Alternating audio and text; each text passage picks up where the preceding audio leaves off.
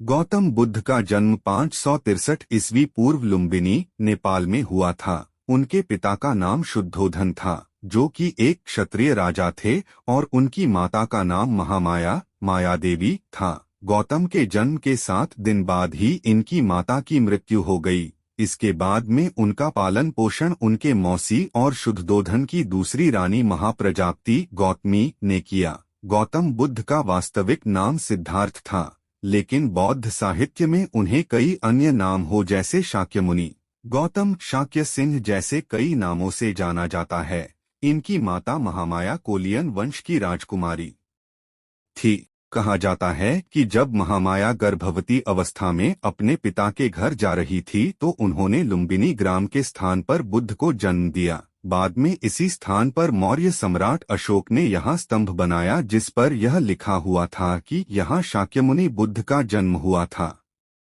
गौतम बुद्ध के जन्म के बाद उनके पिता ने उनकी जन्मपत्री तैयार करने के लिए 2 विद्वानों को बुलाया। उनमें से एक विद्वान ने यह भविष्यवाणी की कि नवजात शिशु बड़ा होकर एक महापुरुष बनेगा, यह संसार को त्याग कर संन्यास धारण करेगा। शुद्धोधन के लिए यह भविष्यवाणी चिंता का कारण बन गई और उन्होंने अपने पुत्र को पालन की ओर विशेष ध्यान दिया और जिससे उनका मन सांसारिक कार्यों में लगाया जा सके। शुद्धोधन ने सिद्धार्थ की एकांत प्रियता को खत्म करने के लिए उनका विवाह 16 वर्ष की आयु में यशोधरा से करवा दिया, जिसके कुछ समय बाद यशोधरा के एक पुत्र भी पैदा हुआ जिसका नाम राहुल रखा गया था। शिक्षा। सिद्धार्थ ने गुरु विश्वामित्र के पास वेद और उपनिषद को तो पढ़ा ही और उसके साथ साथ राजकाज और युद्ध विद्या के शिक्षा ली। गौतम से कुश्ती, घुड़दौड़, तीरकमान, रथ हाँकने में कोई उसकी बराबरी नहीं कर पाता था। गृह त्याग। गौतम बुद्ध ने अपने पुत्र के जन्म के बाद दुखी होकर कहा कि आज मेरे बंधन श्रृंखला की एक और कड़ी बढ़ गई है। कहा जाता है कि बौद्ध साहित्य के अनुसार उनके जीवन की 4 घटनाओं ने उन्हें बहुत ही प्रभावित किया जिससे उन्होंने घर छोड़ने का मन बना लिया। जैसा कि प्रसिद्ध है, राजकुमार सिद्धार्थ अपने सारथी चन्ना के साथ में सवार होकर घूमने के लिए जाया करते थे। सैर करते समय उन्होंने भिन्न भिन्न अवसरों पर एक वृद्ध पुरुष, एक रोगी, एक मृतक और एक सन्यासी को देखा। इन दृश्यों को देखकर सिद्धार्थ को तब पक्का विश्वास हो गया कि यह संसार दुखों का घर है और यह शरीर तथा सांसारिक सुख दुख सभी एक क्षण के ही है। इन सब के कारण सिद्धार्थ का मन अशांत रहने लगा। सत्य ज्ञान की प्राप्ति के लिए उन्होंने संन्यास ग्रहण करने का निश्चय लिया। वैराग्य की भावना सिद्धार्थ के मन में धीरे धीरे प्रबल होती चली गई और उन्होंने एक रात अपने घर-बार, माता पिता, पत्नी और पुत्र तथा राजसी ठाठ बाट को छोड़कर चुपके से जंगलों में चले गए। उनका गृह त्याग निश्चय ही एक महात्याग था। गृह त्याग करते समय सिद्धार्थ की आयु मात्र 29 वर्ष थी। ज्ञान की खोज। गृह त्याग करने के तुरंत पश्चात ही राजकुमार सिद्धार्थ ने अपने बहुमूल्य वस्त्र भी उतार दिए और अपने कोमल केशों को भी कटवा दिया और वे भगवे रंग के वस्त्र पहनकर सन्यासी बन गए। सत्य और ज्ञान की प्राप्ति के लिए सिद्धार्थ ने अनेक साधुओं से मिले। उन्होंने सर्वप्रथम उत्तर भारत के 2 विद्वानों आलार कालम और उदरकरामपुत से ज्ञान प्राप्त करने का प्रयत्न किया, लेकिन उनके मन को कोई शांति न मिली। इसके बाद गया के निकट निरंजन नदी के किनारे उरुवेल नामक वन में उन्होंने अपने 5 साथियों के साथ घोर तपस्या की। उनका शरीर सूखकर कांटा बन गया, लेकिन फिर भी उनके मन को कोई शांति ना मिली। इसके पश्चात उन्होंने तपस्या का मार्ग छोड़ने का संकल्प किया और सुजाता नाम एक स्त्री के हाथ से दूध पीकर अपनी भूख शांत की। इस घटना से उनके 5 साथी उनसे नाराज हो गए और वे बुद्ध को छोड़कर चले गए। ज्ञान की प्राप्ति। 5 ब्राह्मणों के सारनाथ चले जाने के बाद सिद्धार्थ ने तपस्या का त्याग कर मनन चिंतन शुरू कर दिया और वे बोधगया नामक स्थान पर एक पीपल के वृक्ष के नीचे बैठकर वे चिंतन करने लगे। गौतम बुद्ध लगातार 7 दिन तक चिंतन में लगे रहे। 8वें दिन वैशाख मास की पूर्णिमा को उन्हें ज्ञान की प्राप्ति हुई। उन्होंने यह जान लिया कि मनुष्य की अपनी वासना ही उसके दुख का मूल कारण है और इन वासनाओं का दमन करने से ही उसे मन शांति मिल सकती है। सिद्धार्थ को यह ज्ञान 35 वर्ष की आयु में प्राप्त हुआ। और वे उसी दिन से बुद्ध बन गए। बोधगया में जिस वृक्ष के नीचे गौतम बुद्ध ने ज्ञान प्राप्त किया उसे बौद्ध वृक्ष के नाम से जाना जाता है। धर्म प्रचार। ज्ञान प्राप्ति के बाद महात्मा बुद्ध ने अपने धर्म का प्रचार करने का निश्चय किया। उन्होंने अपना पहला उपदेश सारनाथ में उन 5 ब्राह्मणों को दिया जो पथभ्रष्ट समझकर उनका साथ छोड़कर चले गए थे।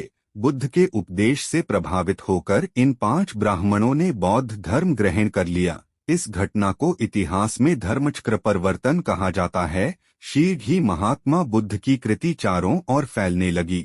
महात्मा बुद्ध 45 वर्ष तक देश के कई भागों में धर्म प्रचार में लगे रहे। कुछ ही समय बाद बुद्ध के शिष्यों की संख्या हजारों में पहुंच गई, यहाँ तक कि कौशल के राजा प्रसन्नजीत, मगध के बिंबिसार और अजातशत्रु, वैशाली की प्रसिद्ध गणिका आम्रपाली, स्वयं खुद के पिता शुद्धोधन और पुत्र राहुल ने भी उसके धर्म को ग्रहण किया। अपने प्रिय शिष्य आनंद के विशेष आग्रह करने पर उन्होंने स्त्रियों को भी बौद्ध धर्म की दीक्षा देना स्वीकार कर लिया। महात्मा बुद्ध की शिक्षाएं सादी तथा व्यवहारिक जीवन से संबंध रखने वाली थी। उन्होंने आत्मा तथा परमात्मा के बारे में गूढ़ तथा पेचीदा बातों का प्रचार नहीं किया। उनके द्वारा विधानात्मक सिद्धांत और निषेधात्मक सिद्धांत थे। 4 आर्य सत्य। बौद्ध धर्म की आधारशिला उनके 4 आर्य सत्य है। उसके अन्य सिद्धांतों का विकास भी इन शब्दों के आधार पर ही हुआ है। यह 4 आर्य सत्य इस प्रकार है। दुख। महात्मा बुद्ध के अनुसार संसार दुखों का घर है। दुख समुदाय। बुद्ध के अनुसार दुख का कारण सांसारिक विषयों की कभी न बुझने वाली प्यास है। इस प्यार के वशीभूत होकर मनुष्य अनेक प्रकार के स्वार्थपूर्ण कार्य करता है तथा इन कार्यों के फलस्वरूप से दुख प्राप्त होते हैं। अपनी इच्छाओं के कारण ही मनुष्य सांसारिक बंधनों से मुक्त नहीं हो पाता और बार बार इस संसार में आकर कष्ट भोगता रहता है। दुख निरोध। महात्मा बुद्ध के अनुसार यदि मनुष्य दुख के कारण को ही समाप्त कर दे तो उसे दुखों से मुक्ति प्राप्त हो सकती है। इच्छाओं और वासनाओं का दमन करके मनुष्य दुखों से छुटकारा पा सकता है। त्याग भी दुख निरोध है। दुख निरोध का मार्ग। तृष्णा तथा अविद्या आदि दुखों के कारणों को दूर करने के लिए बुद्ध ने जो मार्ग अपनाया वह दुख निरोध मार्ग कहलाता है। इस अष्टांगिक मार्ग कहा गया है।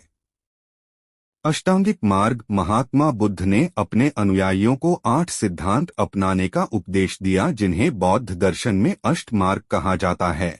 ये सिद्धांत वास्तव में उनकी शिक्षाओं का सार है। इन पर चलने से मनुष्य का जीवन पवित्र हो जाता है तथा उनकी इच्छाओं का दमन हो जाता है। अष्ट मार्ग के अनुसार 8 नियम इस प्रकार है। सत्य दृष्टिकोण, सत्य वचन, सत्य विचार, सत्य कर्मों, निर्वाह की विशुद्ध प्रणाली, विशुद्ध और ज्ञान मुक्त प्रयास, सत्य स्मृति और सत्य ध्यान यानी चित्त की एकाग्रता से है। निषेधात्मक सिद्धांत। ईश्वर पूजा में अविश्वास, वेदों में अविश्वास, संस्कृत भाषा में अविश्वास, जाति प्रथा में अविश्वास, तपस्या में अविश्वास, बाह्य आडंबरों का विरोध। मृत्यु। बुद्ध की मृत्यु लगभग 80 वर्ष की आयु में हुई जब वे पावानगर में गए थे। यहाँ उन्होंने एक लोहार के घर भोजन किया जिससे उन्हें पेचिश हो गई। गोरखपुर में कुशीनगर के स्थान पर पहुंचने पर उनका स्वास्थ्य और अधिक बिगड़ गया और उन्होंने अपने प्राण त्याग दिए। लेकिन कई भारतीय विद्वानों के सूत्रों के अनुसार उनकी मृत्यु 483 ईसा पूर्व में वैशाख मास की पूर्णिमा को मानी जाती है और कई विद्वान बुद्ध की मृत्यु को ऐतिहासिक उदाहरण सहित 487 ईवी में स्वीकार करते हैं। बुद्ध के शरीर त्यागने की इस घटना को बौद्ध लोग महापरिनिर्वाण कहा जाता है। अपनी मृत्यु के पूर्व उनका अंतिम उपदेश था, हे भिक्षुओं, तुम आत्मदीप बनकर विचारो, तुम अपनी ही शरण जाओ, किसी अन्य का सहारा मत ढूंढो, केवल धर्म को अपना दीपक बनाओ, केवल धर्म की शरण में जाओ।